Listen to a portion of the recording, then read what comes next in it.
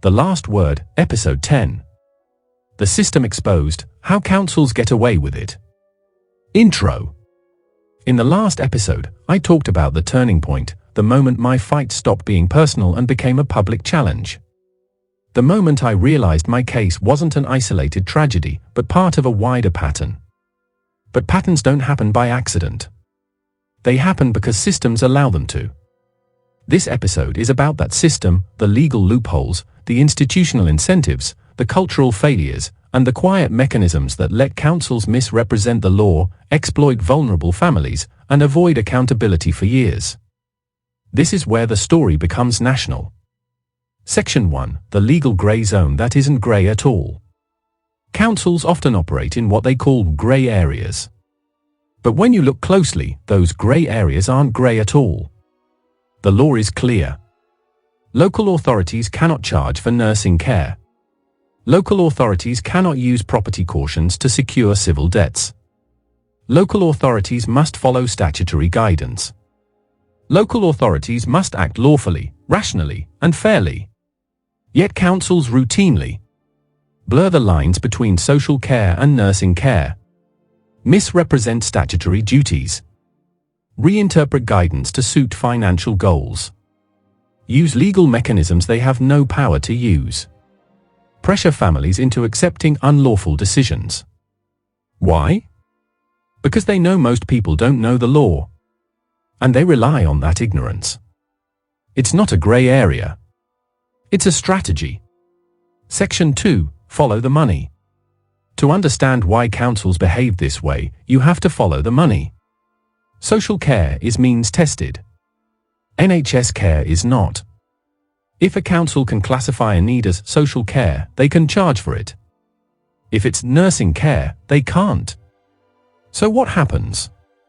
Needs that are clearly nursing needs, medical, clinical, unpredictable, high risk, get rebranded as social care tasks. Not because it's true, but because it's profitable. Every misclassification is money saved by the council. Every unlawful charge is money taken from families. Every property caution is leverage. This isn't a misunderstanding. It's an incentive structure. And incentives shape behavior. Section 3. The culture of defensiveness. Inside many councils, a culture develops, a culture where admitting error is dangerous. Correcting mistakes is discouraged. Challenging decisions is seen as a threat. Transparency is avoided.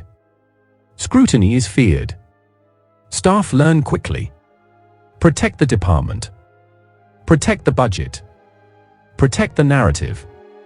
And when families challenge decisions, the response is predictable. Deny. Delay. Deflect. Minimize. Blame misunderstanding. Hide behind procedure. It's not personal. It's cultural. A culture built on self-protection, not public service. Section 4. The oversight gap, where accountability should be. You might think, well, if councils behave like this, surely the oversight bodies will step in. But here's the truth.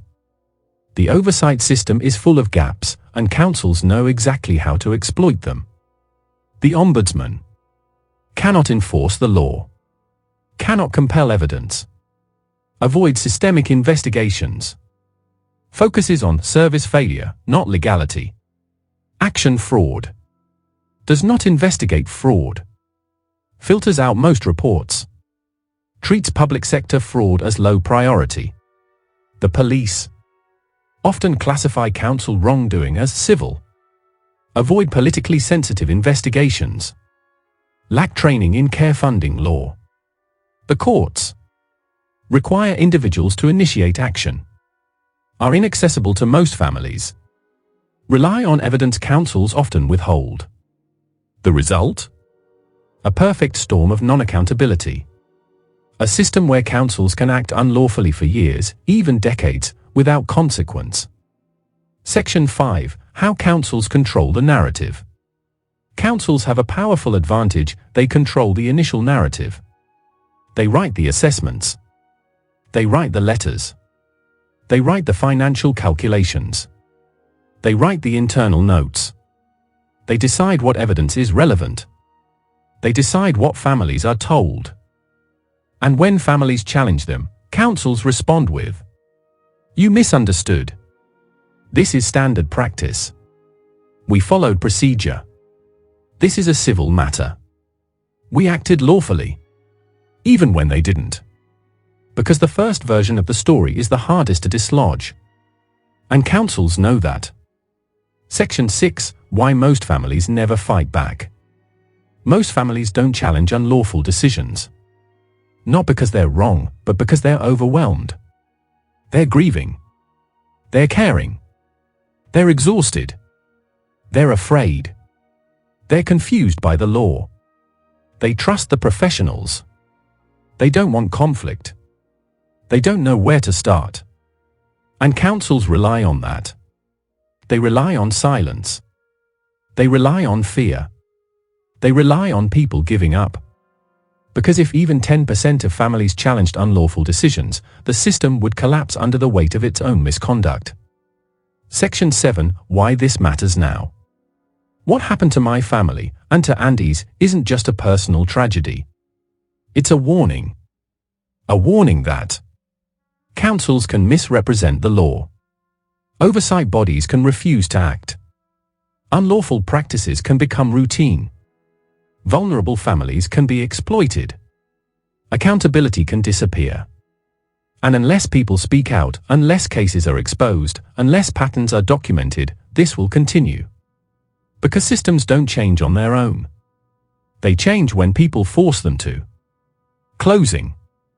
In the next episode, I'll take you into the final stage of this journey, the escalation, the public challenge, the letters to the crime commissioner, and the growing movement of people who refuse to be silenced.